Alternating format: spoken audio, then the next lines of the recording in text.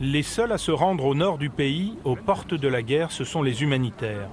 Nous sommes à 20 km de la frontière syrienne. 1 million de personnes se sont réfugiées en Jordanie. Des dizaines d'ONG travaillent dans les camps, comme ici à Zaatari. Mais pour des questions de sécurité, les plus importantes organisations ont refusé d'être filmées.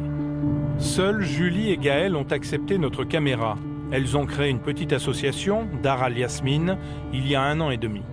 Les consignes de sécurité qui ont été recommandées par l'ambassade de France, conseillé d'éviter d'emprunter le même parcours, d'essayer de changer d'horaire, de routine. Et donc nous, comme on a la chance, la possibilité d'avoir 3 voies d'accès pour arriver au village, on essaie de changer. Chaque fois qu'on monte, on en prend une différente. Gaël et Julie travaillent sans protection. Mais elles connaissent bien les tribus locales de Bédouins, un gage de sécurité selon elles. Aujourd'hui, elles viennent livrer des produits d'hygiène à la famille de Khaled, qui a fui la ville de Homs en Syrie il y a 18 mois. On ne peut que remercier Dar al-Yasmin. Ces filles sont les bienvenues ici. Cet endroit est sûr. Je parle de notre camp. Ailleurs, je n'en sais rien. Mais ici, aucun problème. Les 2 jeunes femmes parlent bien l'arabe. Gaëlle est une ancienne journaliste. Julie vient d'achever des études de relations internationales.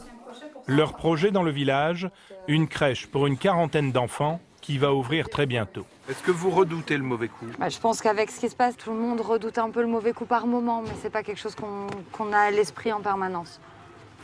Qu'est-ce que vous craindriez le plus?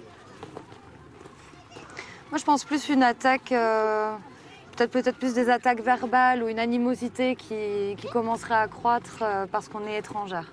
Un enlèvement? C'est difficile à savoir, mais on espère que non. Mais le terrorisme, c'est quelque chose de très volatile et d'imprévisible. Donc on ne sait jamais à quel coin de rue ça peut nous arriver. Pourtant, depuis les derniers attentats d'Amman, il y a 9 ans, revendiqués par Al-Qaïda, le pays est calme.